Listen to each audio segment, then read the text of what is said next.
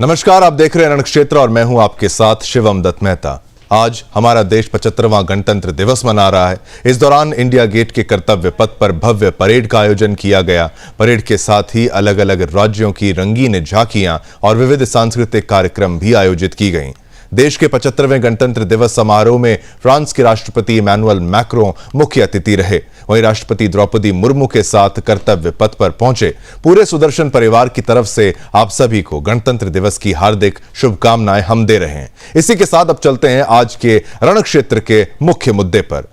आज का दिन काफी शुभ है। एक तरफ जहां गणतंत्र दिवस देश मना रहा है, उसी दिन दूसरी तरफ एक दिन पहले ही, अगर मैं कहूं गलत नहीं होऊंगा, काशी में बाबा नंदी का 354 सालों का इंतजार खत्म होता हुआ नजर आ रहा है। ज्ञानवापी परिसर को लेकर 1991 से हिंदू पक्ष वाराणसी कोर्ट से लेकर प्रयागराज हाई कोर्ट तक चक्कर काट रहा था। अब वो चक्कर शायद थमने को है। दरअसल जिस ज्ञानवापी परिसर का यह मुद्दा है, उसी में मुस्लिम पक्ष की मस्जिद भी है। मस्जिद के ठीक बगल में काशी विश्वनाथ का मंदिर भी है। इस मस्जिद को औरंगजेब ने मंदिर तोड़कर बनवाया था। ज्ञानवापी विवाद यह है कि इसके नीचे 100 फीट ऊंचा आदि विश्वेश्वर का स्वयंभू ज्योतिर्लिंग है। काशी विश्वनाथ मंदिर का निर्माण करीब 2050 साल पहले महाराजा विक्रमादित्य जी ने करवाया था, लेकिन औरंगजेब ने मंदिर को तुड़वा दिया। अब इसका सर्वेक्षण पूरा होने के बाद मामला खुलकर सामने आ गया है। 25 जनवरी 2024 को एएसआई ने, यानी एक दिन पहले एएसआई ने अपनी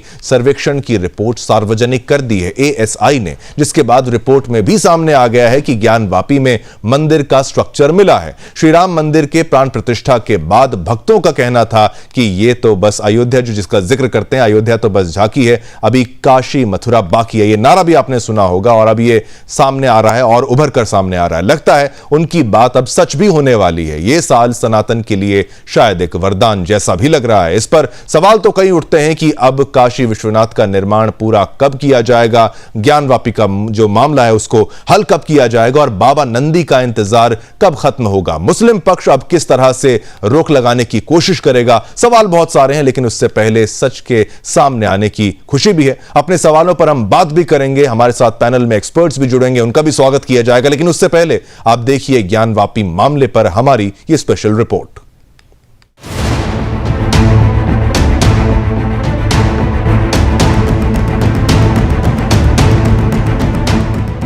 वाराणसी कोर्ट ने गुरुवार को ज्ञानवापी मस्जिद पर एएसआई सर्वे रिपोर्ट सार्वजनिक कर दी है। इसके बाद हिंदू पक्ष ने दावा किया कि इसके अनुसार साबित होता है कि यह हिंदू मंदिर ही था, लेकिन मुस्लिम पक्ष ने इसका खंडन करते हुए कहा कि सर्वे रिपोर्ट में कुछ भी नया नहीं है। इसके अलावा वहां मिली मूर्तियों की पौराणिकता पर भी सवाल उठाए। मुस्लिम पक्ष के वकील अखलाक अहमद का कहना था कि इस सर्वे रिपोर्ट में सरसरी निगाह से देखा है कि जो भी फोटो हैं ये पुराने हैं, जो एडवोकेट कमीशन के समय में सामने आ चुके थे। कोई भी नया फोटो नहीं है, बस अंतर इतना ही है कि पहले केवल फोटो खींच कर दिखाए गए थे, अब इनकी नाप जोख करके लिख दिया गया है। कोई नया सबूत नहीं मिला है। बता दें कि जिस ज्ञानवापी परिसर का यह मुद्दा है, उसी में मुस्लिम पक्ष की मस्जिद भी है। मस्जिद के ठीक बगल में काशी विश्वनाथ मंदिर है। दावा है कि इस मस्जिद को औरंगजेब ने एक मंदिर तोड़कर बनवाया था। अब ये एएसआई का जो कंक्लूजन है, मैं वो आपको पढ़ के सुना रहा हूँ। It can be said that there existed a large Hindu temple prior to the construction of existing structure. मतलब एएसआई ये कह रहा है कि ये कहा जा सकता है कि यहाँ पे एक बहुत बड़ा भव्य हिंदू मंदिर था prior to the construction of existing structure. मतलब इस मस्जिद से पहले यहाँ पे, इससे पहले यहाँ पे एक हिंदू मंदिर एग्जिस्ट करता था। ये एएसआई ने अपनी कंक्लूसिव फाइंडिंग दी है और ये बहुत महत्वपूर्ण फाइंडिंग है। ऐसे में आइए हम आपको शुरू से लेकर अब तक की इस विवाद की पूरी कहानी बताते हैं। श्री काशी विश्वनाथ मंदिर से सटे ज्ञानवापी परिसर की भारतीय पुरातत्व सर्वेक्षण की सर्वे रिपोर्ट बुधवार को जिला जज डॉक्टर अजय कृष्ण विश्ववेश की अदालत ने सार्वजनिक कर दी है। रिपोर्ट के मुताबिक ज्ञानवापी में मंदिर का स्ट्रक्चर मिला है। इससे पहले ज्ञानवापी परिसर की सील बंद सर्वे रिपोर्ट को लेकर जिला जज डॉक्टर अजय कृष्ण विश्वेश की अदालत ने बुधवार को कड़ा फैसला सुनाया था। जिला जज ने वादी पक्ष को सर्वे रिपोर्ट दिए जाने का आदेश दिया था। एएसआई ने अपनी रिपोर्ट में, जो आज सार्वजनिक हो गई है, इस रिपोर्ट में एएसआई ने माना है कि वो हिंदू मंदिर तोड़कर, यानी पूर्व में हिंदू मंदिर था जिसको तोड़कर मंदिर का स्वरूप दिया गया है। ये एएसआई ने आज माना है। सारे रिपोर्ट का मूल जो है कि उसने किया है कि ये हिंदू मंदिर को ही अवशेष पे जो है ये मस्जिद बनाया गया है। इसलिए आज ये क्लियर हो गया है कि हिंदू मंदिर का ही वो अवशेष है, उसी पे जो है गुंबद रख के जो है मस्जिद के ढांचे का स्वरूप दिया गया है। एएसआई ने पहले ही रिपोर्ट अदालत में दाखिल कर दी थी। ज्ञानवापी विवाद को लेकर हिंदू पक्ष का दावा है कि इसके नीचे 100 फीट ऊंचा आदि विश्वेश्वर का स्वयं शंभु ज्योतिर्लिंग है। काशी विश्वनाथ मंदिर का निर्माण करीब 2050 साल पहले महाराजा विक्रमादित्य ने करवाया था, लेकिन औरंगजेब ने साल 1664 में मंदिर को तोड़वा दिया। दावे में कहा गया है कि मस्जिद का निर्माण मंदिर को तोड़कर उसकी भूमि पर किया गया है, जो कि अब ज्ञानवापी मस्जिद के रूप में जाना जाता है। याचिकाकर्ताओं ने मांग की थी कि ज्ञानवापी परिसर का वैज्ञानिक सर्वेक्षण कर यह पता लगाया जाए कि जमीन के अंदर का भाग मंदिर का अवशेष है या नहीं। साथ ही विवादित ढांचे का फर्श तोड़कर ये भी पता लगाया जाए कि 100 फीट ऊंचा ज्योतिर्लिंग स्वयं शंभु विश्वेश्वर नाथ भी वहां मौजूद है या नहीं। मस्जिद की दीवारों की भी जांच कर पता लगाया जाए कि ये मंदिर है या नहीं। याचिकाकर्ता का दावा है कि काशी विश्वनाथ मंदिर के अवशेषों से ही ज्ञानवापी मस्जिद का निर्माण हुआ था। इन्हीं दावों पर अदालत ने कोर्ट कमिश्नर नियुक्त करते हुए एएसआई से सर्वेक्षण करवाया। हालिया स्थिति की बात करें तो मौजूदा समय में ज्ञानवापी मस्जिद में प्रशासन ने केवल कुछ लोगों को ही नमाज पढ़ने की अनुमति दे रखी है। ये वो लोग हैं जो हमेशा से यहाँ नमाज पढ़ते आए हैं। इन लोगों के अलावा यहाँ किसी को भी नमाज पढ़ने की अनुमति नहीं है। वहीं मस्जिद से सटे काशी विश्वनाथ मंदिर का जीर्णोद्धार हो चुका है। मंदिर परिसर में श्रद्धालुओं की भीड़ पहले के मुकाबले अब कहीं ज्यादा आने लगी है। Bureau report, Sudarshan news.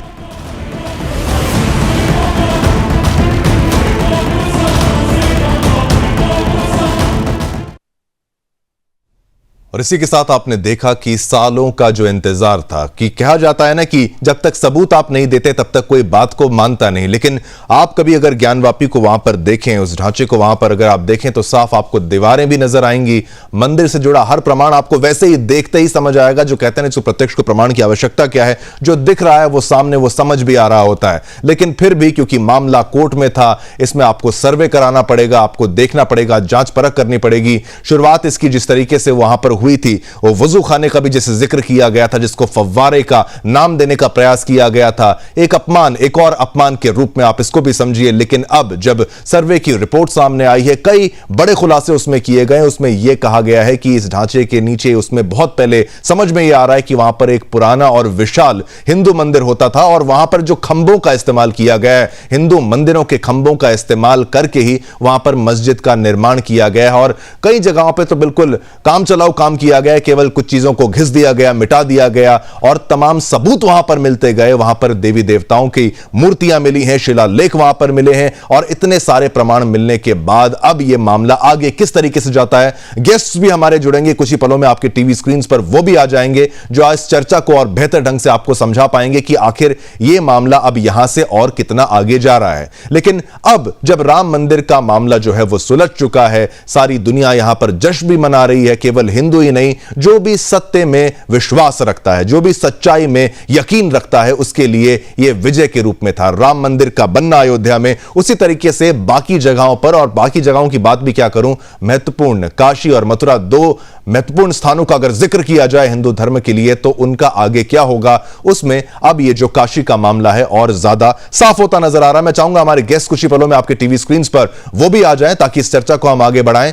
अब इस मामले में आगे और क्या सच्चाइयां जो है, जिसका और कितने प्रमाण और कितने सबूत यहां पर देने पड़ेंगे, चलिए शुरुआत करते हैं। हमारे साथ एक्सपर्ट्स का पैनल हमारे साथ जुड़ चुका है। योगेश तिवारी जी हमारे साथ हैं, इतिहासकार, वो हमारे साथ इस वक्त हैं। आपका धन्यवाद, आपने समय निकाला। एचएस रावत जी, हिंदू धर्मगुरु, वो हमारे साथ हैं, आपका बहुत बहुत धन्यवाद, आप यहां पर आए। अश्विनी दुबे जी, आपका बहुत बहुत धन्यवाद, आपने समय निकाला, आप यहां पर आ चुके हैं। और आसिफ हुसैन जी, मुस्लिम स्कॉलर, हमारे साथ वो भी इस वक्त हैं, आपका भी धन्यवाद, आप यहां पर हमारे साथ जुड़ रहे हैं और आप अपना पक्ष रखेंगे, अपनी बात को समझाएंगे। Doctor DV Sharma ji, farmer director ASI से, आपका बहुत बहुत धन्यवाद, आपने समय निकाला। महत्वपूर्ण बात, आपसे काफी जानकारियां हमें हासिल करने का प्रयास इस वक्त करना है। लेकिन आसिफ हुसैन जी, अगर आप मेरी आवाज को सुन पा रहे हैं, मैं आपसे सबसे पहले यही बात कहूंगा, आपको भी बधाई हो, सच्चाई की जीत हुई है, सच सामने आ गया है। कि आप इस रिपोर्ट को किस तरीके से देखते हैं, इस सर्वे की फाइंडिंग्स को किस तरीके से देखते हैं, क्योंकि आप सत्य के साथ होंगे, मैं इस बात पर यकीन करता हूं, आपको मैं बधाई देता हूं इस बात की। क्या रिएक्शन रहेगा आपका आसिफ जी? देखिए, एएसआई ने जो रिपोर्ट अभी सौंपी है उस पर बहस होनी है। ऐसा नहीं है कि एएसआई ने कोई रिपोर्ट सौंप दी तो कोई वो शाश्वत सत्य हो गया है। अभी रिपोर्ट एग्जामिन होगी, उस पर इतिहासकार और पुरातत्वविद बहस करेंगे, उसके बाद देखते हैं क्या होता है। तो अभी आप जो एएसआई ने रिपोर्ट दी है उस पर भी आपको बहस करने का अभी वक्त चाहिए कि आप उसको पूर्णतः सत्य नहीं मान रहे हैं? नहीं, बिल्कुल नहीं मानते। क्यों नहीं मान रहे हैं? कोई तो कारण होगा साहब। देखिए, अभी जो एएसआई की रिपोर्ट आई है, मैं फिर दोबारा कह रहा हूं कि किन लोगों ने बनाई है, उस पर अभी क्या, मैंने एएसआई की रिपोर्ट देखी नहीं है, पढ़ी नहीं है, उन्होंने उस पर क्या तथ्य दिए हैं, उसको एग्जामिन होने की जरूरत है। ठीक है, वो एक बार एग्जामिन हो जाए, उस पर एक बार बहस हो जाए, चर्चा हो जाए, उसके बाद बात निकल कर आएगी कि वहां पर क्या मिला है, क्या नहीं मिला है। बिल्कुल। मैं आपको रिपोर्ट्स के बारे में अगर मैं जानकारी दूं तो उसमें साफ तौर पर यह जिक्र किया गया है कि पश्चिमी दीवार की फाइंडिंग जो कंप्लीट की गई है, खंभों पर पिलर्स और प्लास्टर का इस्तेमाल किया गया, जो एग्जिस्टिंग स्ट्रक्चर है उसका निर्माण करने के लिए, और सभी उसी चीजों का इस्तेमाल करके ही उसको जो मस्जिद जिसको नाम दिया जा रहा है ढांचे को, उसका निर्माण वहां पर किया गया है। और साथ ही साथ एक विशाल मंदिर वहां पर था। कई 34-32 से ज्यादा एग्जाम्पल्स उन्होंने दिए हैं। और वहां पर यह भी बताया गया है कि जो पिलर्स का जो इस्तेमाल किया, बहुत जल्दबाजी में जो सारा काम किया गया, बहुत जल्दबाजी में काम किया गया, और वो साफ तौर पर दिखाई भी देता है। लेकिन इसके बारे में और जानकारी ले लेते हैं। डीवी शर्मा जी, आपसे मैं जानना चाहता हूं इस रिपोर्ट को, क्योंकि आप ज्यादा बेहतर समझते होंगे। एएसआई की तरफ से जब कोई फाइंडिंग की जाती है, यहां पर ये कह रहे हैं कि भाई किसने किया है, आसिफ हुसैन जी कह रहे हैं किसने किया, किसने नहीं किया, इसकी बात का उनको विस्तार से अगर आप समझा पाएं कि एएसआई पर कोई सवालिया निशान तो नहीं किया, इसको देख रहे हैं आप कि भाई एएसआई पर ही सवाल उठा दिया कि उन्होंने ऐसी रिपोर्ट फाइंडिंग की, इसकी और जांच परख करने की आवश्यकता होगी नहीं होगी? DV Sharma ji, doctor DV Sharma. देखिए, जो एएसआई की रिपोर्ट आज आई है वो शाश्वत सत्य है। उसमें कोई भी वैज्ञानिक है वो उस पर किसी प्रकार की नुक्ताचीनी करना, बाद में अपनी मूर्खता को जाहिर करना हो। एएसआई के बहुत सारे एक्सपर्ट्स जो डिफरेंट डिसिप्लिन के थे, उनमें एपिग्राफिस्ट भी थे, आर्किटेक्चर स्टडी करने वाले लोग भी थे, आइकनोग्राफी को स्टडी करने वाले लोग भी थे, ग्राउंड पेनिट्रेटिंग रेडार सिस्टम से देखा गया है, एक्सक्वेशंस उसका ठीक से एक्सप्लोरेशन किया गया है, जो डिजाइन्स बने हुए हैं, जो पिलर्स बने हुए हैं, आर्किटेक्चरल मेंबर्स बने हुए हैं, उनको ठीक से स्टडी करने के बाद ही रिपोर्ट बनाई गई है।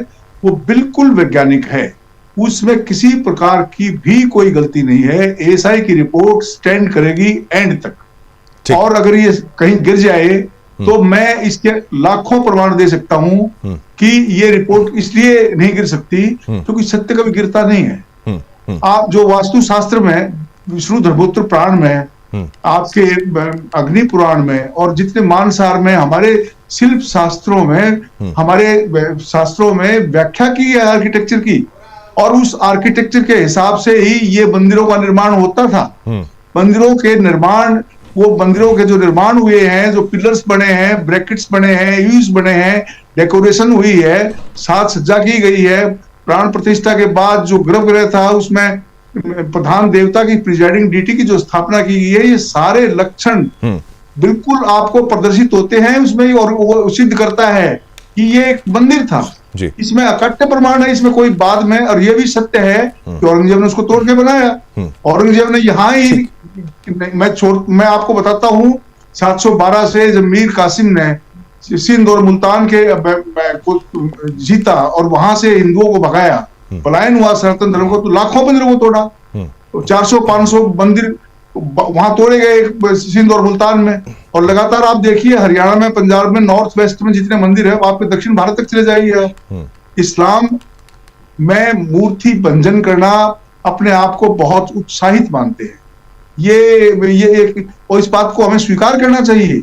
जितने भी आप हजारों जगह देखिए, आप भोजशाला में देख लीजिए, महरौली में देख लीजिए, हजारों आप अजमेर में देख लीजिए, जहां भी जाएंगे आपको यही मिलेगा हाल। और आपको बनारस में भी ये मिला है, और आपको मथुरा काशी में भी ये मिला है। बिल्कुल, तो इसमें रिपोर्ट में कोई गलती नहीं। ठीक है, बिल्कुल बिल्कुल। आसिफ हुसैन जी, अब ये कह रहे हैं, ये फॉर्मर एएसआई डायरेक्टर हैं, एएसआई से ताल्लुक रखते हैं, ये ज्यादा बेहतर समझते होंगे एएसआई की पूरी बातों को। और आप भी आसिफ हुसैन जी ये बताइए कि आप उसको क्या अभी भी नहीं, आसिफ हुसैन जी बस इतना मैं पूछूं कि आप अब उसको अभी भी मस्जिद मान रहे हैं? सबूत अगर आ गए हैं, सब कुछ बात सामने आ गई। शिवम जी, पहली बात जो आपने कही कि वो ढांचा खड़ा कर दिया गया, वो ढांचा नहीं है, वो मस्जिद है। अच्छा। दूसरी बात, फॉर्मर डायरेक्टर जो एएसआई इस वक्त बात कर रहे हैं कि आप महरौली देख लीजिए, आप अजमेर देख लीजिए, आप वाराणसी देख लीजिए, तो इस वक्त तो जो मैं समझ पा रहा हूं कि वो एक तरीके से एक हिंदुत्व के कार्यकर्ता की तरह बात कर रहे हैं, ना कि एक एएसआई के डायरेक्टर की तरह वो पेश आ रहे हैं, फॉर्मर डायरेक्टर की तरह। इस वक्त तो शायद वो किसी और ही मैं क्या कहूं उस बारे में कि नहीं, आसिफ हुसैन जी वो क्या कहें, अगर आपको एक प्रॉपर कोर्ट के गाइडलाइंस के अनुरूप पूरा वहां पर सर्वे किया जा रहा है, सब प्रत्यक्ष आपको प्रमाण बताए जा रहे हैं, वो चित्र भी आपको दिखाए जा रहे हैं, उसके बाद आप उनको कहेंगे नहीं आप सब कुछ सही भी दिखा रहे हो, मैं फिर भी कहूंगा लेकिन आप उन पर आरोप लगा रहे हैं कि वो प्रोपोगेंडा कर रहे हैं। अगर वो आपको सबूत दे रहे हैं, वो कह रहे हैं आपका सवाल, आरोप लगा रहा हूं। चलिए एक छोटी सी बात, आसिफ हुसैन जी आप उस ढांचे को मस्जिद बोल रहे हैं, लेकिन मैं आपसे फिर पूछता हूं, उनके कार्य, मैं यही कहना चाहता हूं, एक छोटी सी, एक छोटा सा सवाल, फंस गया है, एक छोटा सा सवाल, मंदिर है, वहां पर मंदिर है, वहां पर मंदिर है, तो वो रिपोर्ट्स की फाइंडिंग भी उसी मेंटलिटी के हिसाब से निकाल रहे हैं। आज एएसआई जो है, मैं आरोप लगा रहा हूं कि आज एएसआई जो है वो एक हिंदुत्व के कार्यकर्ता। अरे आप एएसआई को अब हिंदुत्व का कार्यकर्ता बोल देंगे, फिर ऐसे आप कोर्ट्स को भी हिंदुत्व का कार्यकर्ता बोल देंगे क्या? आसिफ हुसैन जी, नंदी जी, एक छोटा सा मेरा प्रश्न है बड़े प्रेम से, आप ये समझिए नंदी जी कौन सी मस्जिद की तरफ नजर बिठा के बैठे रहेंगे? नंदी बाबा जो हैं वो क्या मस्जिद की तरफ अपनी नजर बिठा के बैठे होंगे? जो नंदी वहां पर स्थापित हैं, देखिए जिस रुख से नंदी बाबा बैठे हैं उसी रुख से वहां मंदिर भी है, ऐसा नहीं है कि वो बिल्कुल मस्जिद नहीं आप देखिए आसिफ हुसैन जी, वही है बड़े, मैं इसको बड़े विस्तार से ही आपको समझाने का प्रयास कर रहा हूं कि वहां पर जब नंदी बाबा की दिशा, उनका मुख जिस तरफ है, वहीं पर शिवलिंग की स्थापना होती है। कई मंदिरों को तो आपने भी देखा, आप भी बेहतर जानते होंगे एक मुस्लिम स्कॉलर होने के नाते, मजहब के स्कॉलर होने के नाते। साहब मेरा पैदाइश हरिद्वार की है, रहता मैं उत्तराखंड के देहरादून में हूँ, मैंने अनेकों मंदिर देखे हैं, मैं अनेकों मंदिरों में गया हुआ तो बिल्कुल, तो आप नंदी को बेहतर जान रहे हैं ना? नहीं जान रहे हैं आप, मंदिर समझ रहे हैं ना, नंदी बाबा देख रहे हैं, वहां पर शिवलिंग होगा। देखिए अभी तो आपने जो वहां फाउंटेन मिला है उसी को शिवलिंग बना दिया, अब उसको फाउंटेन बना दिया आपने, ठीक है, आप वापस इस बात को वहां पर नहीं मोड़ेंगे, लेकिन आप ये समझिए ना, बार बार आप एक बात नहीं समझ रहे हैं, आप समझने का प्रयास नहीं कर रहे हैं। एक बात आप मुझे भी समझ नहीं आती, इतनी जमीन थी वहां जब किसी बात की कोई परेशानी नहीं थी, लेकिन जब मस्जिद बनानी ही थी तो मंदिर की ही जमीन पर तोड़कर उसको बनाया गया, तोड़कर ही बनाई गई। क्या इनकी सोच छोटी थी या फिर दिमाग ही नहीं था, या दिमाग में नशा था अपनी गद्दी अपनी किस्मत का? देखिए अगर अलग मस्जिद बना लेते तो क्या आज ये सब होता, ये बहस करने की जरूरत पड़ती? लेकिन नहीं, जानबूझकर सनातन का अपमान करने का ये पूरा खेल करा गया है। आप भी मानिए ना इसको बात को, और ये जो आप समझाने की, जो समझने की कोशिश करा रहे हैं, हम सबको बता रहे हैं कि क्या मंदिर मस्जिद करते हो आज के समय में, उसमें एक बात आप ये नहीं समझ पा रहे हैं कि ये समझना नहीं चाह रहे हैं, मुझे समझ में नहीं आ रहा कि ये जो मंदिर मस्जिद की बात हो रही है, मंदिरों पर मस्जिदें मज़ारें आदि बनाकर ये सनातन जो है ना, सनातनी जो है, उनको केवल प्रताड़ित ही नहीं किया गया बल्कि उनके ना आत्मसम्मान की भी हत्या कर दी गई है। कभी कोई लुटेरा आया, कभी कोई लुटेरा आया, पहले राम मंदिर, कभी फिर उस पर बाबरी बनाना, फिर काशी में विश्वनाथ जी का मंदिर तोड़ना, ज्ञानवापी मस्जिद नाम दे देना उसको, फिर मथुरा में कृष्ण जी की यहां पर जन्मभूमि से चिपकाकर मस्जिद खड़ी कर देना। उनके जन्मस्थान का मैं समझता हूं मस्जिद के नीचे ही दबा हुआ यह माना जाता है। आगरा में जामा मस्जिद की सीढ़ियां पर कहा जाता है वो मूर्तियों के विग्रह को तोड़कर वहां पर डाला गया है, और क्या क्या किया गया है वो बोलने के लिए मेरे पास नेशनल टेलीविजन पर शायद वो मेरे पास संभव भी ना हो, लेकिन मुझे औरंगजेब और उन आतंकियों में कोई फर्क नहीं दिखता। हुसैन साहब, कोई फर्क नहीं दिखता जो अफगानिस्तान में जिस तरीके से उन्होंने बुद्ध की विशाल मूर्ति को तोड़ दिया है, और इस तरीके से प्रताड़ित करना, यानी साइकोलॉजी को डैमेज करने का पूरा प्रयास यहां पर किया गया है। योगेश्वर तिवारी जी, अब इनसे आपसे और बेहतर हम समझने का प्रयास करेंगे। मासिर आलमगीरी का भी जिक्र है। आसिफ हुसैन जी, आप पर भी मैं आऊंगा अगली बार, लेकिन आप इस बात से इतिहासकार के मुख से जानिए, मासिर आलमगीरी में भी इस बात का जिक्र है क्या क्या औरंगजेब के द्वारा किया गया, लेकिन अभी भी इस बात को क्यों नहीं माना जा रहा? मुस्लिम पक्ष क्यों स्वीकार करने का प्रयास नहीं कर रहा है? देखिए, आप मुझसे बात कर रहे हैं या इतिहासकार योगेश्वर जी आप पर आऊंगा। मैं प्रोफेसर हूं हिस्ट्री का, और ये जो मुस्लिम स्कॉलर, क्या नाम है इनका, आसिफ हुसैन जी, जनाब आसिफ साहब, तो ये स्कॉलर हैं, और स्कॉलर होने के नाते मैं समझता हूं कि ये विद्वान भी होंगे और इन्हें इतिहास का भी ज्ञान और बोध होगा। क्या ये कहना चाहते हैं कि मुसलमान आक्रांता जो तुर्क, अफगान और मुगल आए, तो इन्होंने यहां पर कोई भी मंदिर नहीं तोड़ा? 1669 का तो स्पष्ट फरमान है जिसका कि आप जिक्र कर रहे हैं, और उस फरमान में औरंगजेब ने बाकायदे हुक्म दिया कि बनारस के इस मंदिर को जो काशी विश्वनाथ का है इसको ध्वस्त किया जाए, इसको तोड़ा जाए। उधर मथुरा में उसने आदेश दिया था और उसने अनेक और अन्य मंदिरों के आदेश, जिनकी इतिहास में मैं पिछले 40 वर्षों से अध्यापन का कार्य कर रहा हूं, शोध भी कर रहा हूं, और उनकी एक लंबी सूची है, उनको नकारा नहीं जा सकता, वो दस्तावेज हैं। ठीक है। और आज जब कोर्ट ने एक एएसआई को, जो आर्कियोलॉजिकल सर्वे ऑफ इंडिया है, डीपी शर्मा जी ने बहुत अच्छे से उसको समझाया, उन्होंने बड़े वैज्ञानिक आधार पर, क्योंकि बात यहां जब न्यायालय में पहुंच गई तो न्यायालय में न्याय होगा। इतिहास में हमने इतिहास का पक्ष तो रखा, और इतिहास के पक्ष के अंतर्गत ये बात स्पष्ट है कि औरंगजेब ने वहां पर एक मंदिर था, उस मंदिर को तोड़कर वहां पर मस्जिद, आप देखिए 18वीं शताब्दी में, डीपी शर्मा जी बैठे हुए हैं, ये 1669 17वीं शताब्दी, 17वीं शताब्दी तक आप देखें जो शिल्पकला का जो दौर चल रहा है इस मुल्क भारत में मुगलों के काल में, तो वो बाकायदे एक जो अपनी इमारतें जो खुद बना रहे हैं, निर्मित कर रहे हैं, वो पत्थर की हैं। शाहजहां काल तक आते आते वो संगमरमर की हो जाती हैं। लेकिन बनारस में जो ज्ञानवापी है, ज्ञानवापी में आप स्पष्ट रूप से, कोई अगर नयन सुख भी होगा तो वो भी इस बात को देखेगा कि नीचे ढांचा उसमें पत्थर का है, पत्थर के खंबे हैं, पत्थर के शिल्प हैं, पत्थर के जो गौखे वगैरह हैं, सारी चीजें हैं जो आज जीपीआर सर्वे में दिखाई दे रहे हैं, और स्पष्ट रूप से बल्कि चीख कर वो बोल रहे हैं। और ऊपर जो ढांचा है वो जिसको कहते हैं वो चूने और गारे से बना हुआ है, और चूने और गारे से बना हुआ है जो एक ढांचे के ऊपर सुपर इम्पोज किया गया है। बिल्कुल। तो और वो अब सामने साफ आ रहा है कि नीचे क्या है और ऊपर क्या है। नीचे मंदिर है, मंदिर को तोड़कर जो औरंगजेब का आदेश था वो जल्दी उसको बनाया गया है, और जल्दी में पत्थर के शिलाओं पर, उस जमाने में इतनी आधुनिक मशीनें नहीं थी। बिल्कुल। तो आधुनिक मशीनें नहीं थी, तो ईंट चूने गारे से, और भारतीय शिल्पकार जो है वह ईंट चूने गारे का प्रयोग नहीं करता था। भारतीय शिल्पकार तो आप देखिए आदिकाल से जो हमारे हजारों साल पुराने मंदिर हैं वो सब पत्थर के हैं।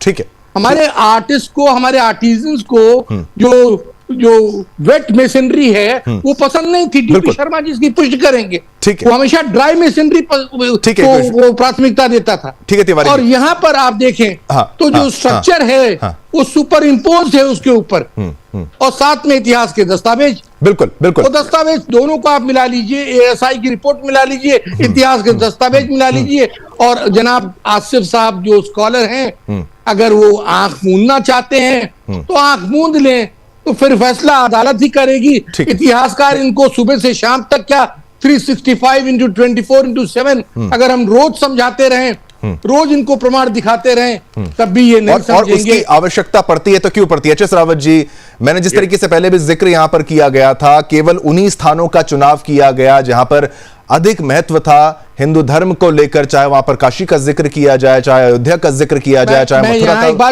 जिक्र किया जाए। बिल्कुल आप फिर मैं वापस आऊंगा, एक बार रावत जी के मैं यहाँ पर टिप्पणी लेना चाहता हूं। हर उस स्थान का चुनाव किया गया, कभी सटा के वहां पर मस्जिद बनाना, कभी उसको तोड़कर, उसको ध्वस्त कर उसी पर पुनः निर्माण कर देना, और जिस तरीके से मासरे आलमगिरी में जब सबूत भी हैं, सारा कुछ लिखा गया है, विवरण है, वो तो कोई हमारा यहां पर कोई प्रोपेगेंडा करने वाली पार्टी वाला बंदा है नहीं, उसके द्वारा लिखा गया, फिर भी बार बार प्रमाण देने की जो परेशानी है वो केवल सनातनियों को, हिंदुओं को, वो क्यों झेलनी पड़ती है? क्या कहेंगे रावत जी? शिवम जी, मैं एक चीज कहना चाहता हूं कि ये दिल है कि मानता नहीं। 8-10 पीढ़ी पहले ये सब हिंदू ही थे, टोटल हिंदू थे। और मैं इजिप्ट गया था, इजिप्ट में जाकर के मैंने देखा कि जितने भी वहां पर मंदिर थे और दूसरे धर्म के वहां पर मंदिर थे, उन सबको तोड़ करके उनके बीच में मस्जिदें बनी हुई हैं, और वहां पर हजारों की तादाद में मूर्ति तोड़ करके संग्रहालय में रखी हुई हैं। उनके फोटोग्राफ में लेके आया, वहां से मैंने लाइव किया। हाजी सोफिया जो चर्च था वो तुर्की के अंदर 3 बार उसके साथ में कभी उसको पुस्तकालय बना देते हैं, कभी मस्जिद बना देते हैं, कभी फिर उसको मस्जिद में कन्वर्ट करते हैं, अभी फिर मस्जिद में कन्वर्ट कर दिया।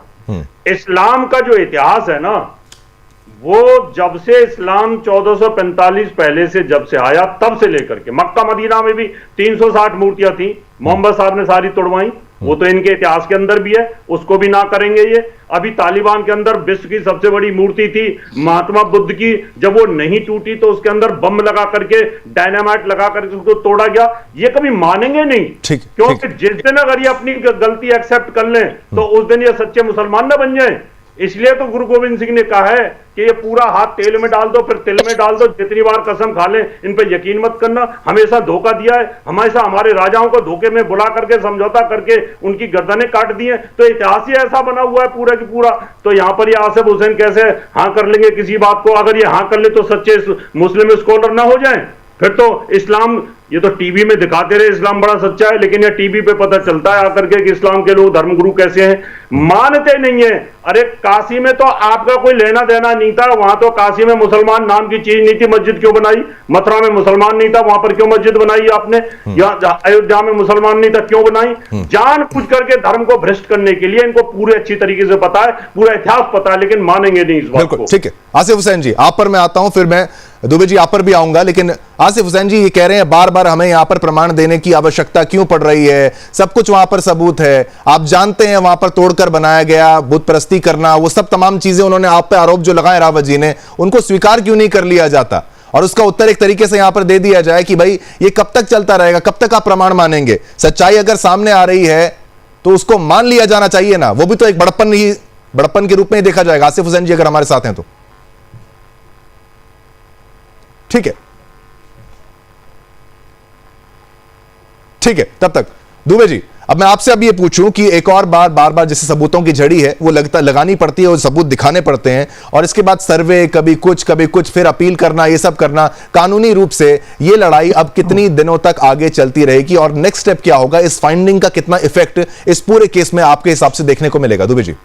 शिवम, ये जो सूट है, ये सूट 5 डिवोटीज ने फाइल किया कि माता श्रृंगार गौरी की पूजा 1992 से पहले अनवरत रूप से होती रही थी, और बाद में एक स्टेट के एग्जीक्यूटिव ऑर्डर से वो पूजा बंद हो गई, और हमें जो है पूजा करना हमारा अधिकार है, इसलिए हमें पूजा करने की परमिशन देनी चाहिए। तो पहला तो जो सूट था वो ये सूट था, यानी एक प्री एग्जिस्टिंग राइट जो 5 महिला डिवोटीज थी उन्होंने फाइल किया।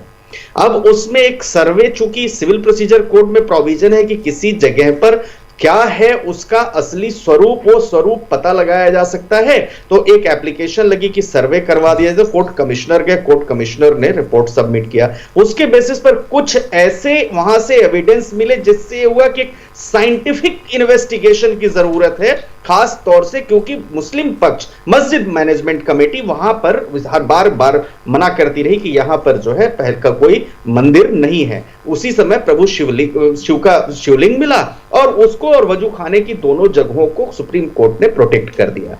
अब जो है पहला, जब एएसआई की रिपोर्ट आई तो पहली रिपोर्ट में आया मस्जिद से पहले मंदिर में बड़ा कक्ष की उत्तर की ओर छोटा कक्ष था, और 17वीं शताब्दी में मंदिर को तोड़कर उसके हिस्से को मस्जिद में समाहित किया गया। ये एएसआई क्योंकि गवर्नमेंट की एक बॉडी है और एक ऐसी बॉडी है जिसके रिपोर्ट्स पर सुप्रीम कोर्ट भी भरोसा करता है। बार प्लेसेस ऑफ वर्शिप एक्ट का ये लोग लेते रहे कि रिलीजियस प्लेस के कन्वर्जन पर रोक है, तो रिलीजियस प्लेस के कन्वर्जन पर रोक की बात तब आती जब 15 अगस्त 1947 को उसका कैरेक्टर जो है मस्जिद का होता है, लेकिन अब तो रिपोर्ट में आ गया कि उसका कैरेक्टर हमेशा से हिंदू पक्ष मतलब मंदिर का था। ठीक। अब वो बातें, सबसे पहले तो सूट को अमेंड करना पड़ेगा, जैसे हरिशंकर जी और विष्णु जैन दोनों ये बात को कह रहे हैं सूट को अमेंड करना है। दूसरा, बिल्कुल बड़ी अच्छी बात, हमारे जो हिस्टोरियन है, 2 मिनट शिवम, बहुत अगर 30 मिनट के बाद मुझे मौका दिया है तो 2 मिनट बोल सुनने का पेशेंस रखो। बड़ी अच्छी और बड़ी अच्छी डिबेट यहां पर हुई और बहुत अच्छा योगेश्वर तिवारी जी, डी शर्मा जी ने कहा कि 1669 में आपने मासरे आलमगिरी का जिक्र किया, उसके अलावा एक और एचएम एलियट जो हिस्टोरियन थे, सर एचएम एलियट और जॉन डॉसन, उन्होंने जो अपनी बुक लिखी the history of India, history of India में भी उन्होंने साफ तौर पर लिखा कि 1669 को जो मस्जिद था, मंदिर था, उस मंदिर को तोड़ा गया औरंगजेब के फरमान पर। बिल्कुल, फरमान का जिक्र यहां पर किया गया। हुसैन जी, आसिफ हुसैन जी, बिल्कुल आपकी बातें, मैं यहां पे समय का भी थोड़ा अभाव रहता है। आसिफ हुसैन जी, मैं आपसे अब ये पूछना चाहूंगा, मासरे आलम का जिक्र, यहां मासरे आलमगिरी का जिक्र किया गया है, वो तो इतिहास है, तमाम इतिहासकार यहां पर बैठे हुए हैं, एएसआई से भी व्यक्ति बैठे हुए हैं, लॉयर यहां पर बैठे हैं, हिंदू धर्म शास्त्रों के अनुसार सब कुछ मैंने आपको समझा दिया। अब तो मान रहे हैं ना कि वहां पर मंदिर था, क्यों बार बार उसके पीछे पड़े हैं कि वो मस्जिद है? इस जिद पर कब तक अड़े रहेंगे? क्यों नुकसान करवा रहे हैं? पहले तो मैं योगेश्वर तिवारी साहब बहुत प्रबुद्ध और विद्वान व्यक्ति हैं, क्योंकि प्रोफेसर हैं, तो मैं आपको सलाम करते हुए और बहुत ही आदरपूर्वक एक बात कहना चाहूंगा कि आपने कहा कि मुगल्स बाहर से आए थे और आक्रांता थे, आप उनको डिफेंड क्यों कर रहे हैं? आप आर्यंस बाहर से आए थे, उन्होंने कितने बौद्ध विहार को तोड़ा, आप क्यों उनका डिफेंस करते हैं? कहां इसको कहां ले जा रहे हैं? कहां ले जा रहे हैं? बिल्कुल, कहां से बाहर से आए थे, नहीं आए थे, इसका आपके पास कोई हिस्टोरिकल प्रूफ है, कोई फैक्ट है? ये सब बातें विद इन 3 सेकंड 30 सेकंड में अपनी बात पूरी कर दूंगा। एचएस रावत जी ने कहा कि जी वहां पर मूर्तियां तोड़ दी, वहां भी मूर्तियां तोड़ दी। आप शायद रावत हैं तो आप उत्तराखंड से संबंध रखते होंगे, उत्तराखंड में कितने मजार तोड़ दिए वो आपके सामने है, आप उनकी बात नहीं करने, जो हिस्टोरिकली जो वहां पर था, जो हिस्टोरिकली था, बार बार बना के कब्जा करोगे तो तोड़ना ही चाहिए। बिल्कुल। आसिफ हुसैन जी, एक यहाँ पर बिल्कुल समय का अभाव है, 10-10 सेकंड में योगेश्वर जी को मैं, योगेश्वर जी आपको मैं यहाँ पर दूंगा, वो तोड़ दिया जाता है। ठीक है, बिल्कुल योगेश्वर जी, 10 सेकंड्स में आपका कमेंट, और डीवी जी आपका कमेंट 10-10 सेकंड में प्लीज, समय का अभाव है यहां पर सबको। योगेश्वर जी, आपकी point of view. Yogeshwar ji, audio के यहां पर इशू आ रहा है। हाँ बोलिए, आप बोलिए। जो मैं स्पष्ट रूप से कहना चाहूंगा कि जो मुस्लिम आक्रांता यहाँ आए, तुर्क, अफगान, मुगल, तो इनका ये टूल किट था। टूल किट क्या था कि इन सनातन धर्मियों के ऊपर, ठीक है, समय का अभाव है, मैं माफी चाहूंगा यहां पर। मैं सभी का धन्यवाद करूंगा, योगेश्वर तिवारी जी, डॉक्टर डीवी शर्मा जी, आसिफ हुसैन जी, एचएस रावत जी और दुबे जी, आपका भी बहुत बहुत धन्यवाद जिस तरीके से पूरे मामले को यहां पर उठाया गया। लेकिन एक और बात समझने वाली यह है कि अगर किसी का घर है और उस पर अगर कब्जा कर लिया जाए और उसके तमाम जो परिवार वाले हैं वो दुखी रहे, लेकिन एक समय ऐसा आए जब इंसाफ हो और इंसाफ होने के बाद उसको वो घर वापस मिलाए, तो वो इंसाफ के तौर पर देखा जाना चाहिए। ऐसे ही दूसरे समाज को ये बात को समझना चाहिए, स्वीकार करना चाहिए कि सनातनियों के साथ जो अपराध किया गया है अब इंसाफ हो रहा है, तो इसको स्वीकार करें, वो सही हो रहा है। पर्सनली भी उसको समझना चाहिए। इसी के साथ मुझे यानी शिवम दत्त मेहता को आज्ञा दीजिए। कल फिर एक नए मुद्दे के साथ आपके समक्ष पेश हो जाऊंगा। मेरी तरफ से आप सभी को जय हिंद।